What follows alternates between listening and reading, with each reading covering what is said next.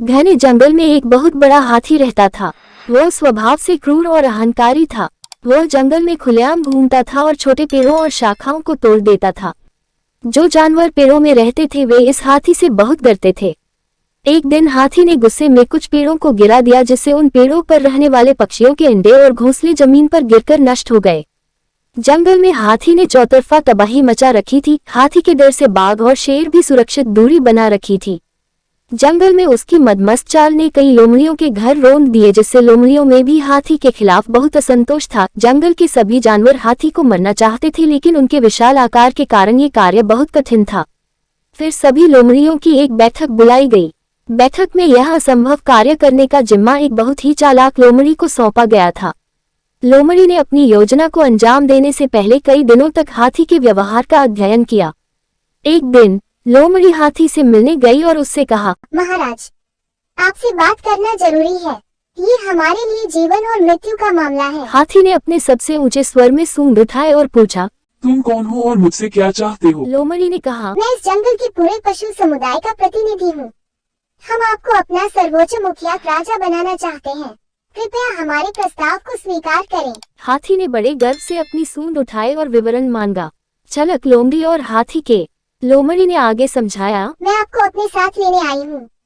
राज्याभिषेक समारोह जंगल के बीच में होगा, जहाँ हजारों जानवर पहले ही इकट्ठा हो चुके हैं और पवित्र मंत्रों का जाप कर रहे हैं।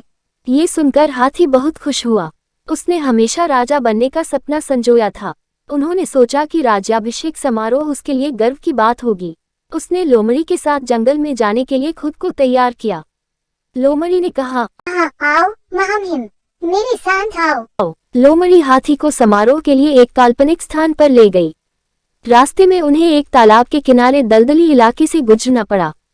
लोमड़ी हल्के शरीर वाली होने के कारण बिना किसी कठिनाई के छोटे से दलदली क्षेत्र को पार कर गई। हाथी भी उस पर चला, लेकिन भारी होने के कारण वह दलदल में फंस गया। उसने जितना अधिक दलदल से बाहर निकलने की कोशिश की, वह उतना ही गहराई में चला गया। वह डर गया और लोमड़ी को पुकारा, प्रिय मित्र, कृपया मेरी मदद करें। मैं कीचड़ में डूब रहा हूँ। अब मेरे राज्याभिषेक का क्या होगा? अपने अन्य दोस्तों को भी मेरी मदद करने के लिए बुलाओ। लोमड़ी ने कहा, मैं तुम्हें बचाने नहीं जा रहा। मैं तुम्हें बचाने नहीं जा रहा हूँ। तुम इसी योग्य थे।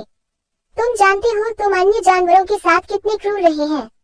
तुमने पेड़ों की शाखाओं को निर्दयता से नीचे खींच लिया, जिससे पक्षियों के अंडे फूट गए। तुमने लोमड़ियों के बिलों पर रौंदा गया। तुमने देखा कि हमारे भाई बहन तुम्हारे भारी पैरों के नीचे दबे हुए हैं।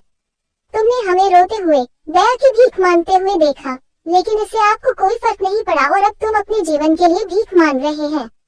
मुझे आपको ये बताते हुए खेद है कि यदि तुम्हारा राज्याभिषेक नहीं हो सका और लोमड़ी चली गई। हाथी दलदल से बाहर नहीं निकल पाया और वहीं मर गया।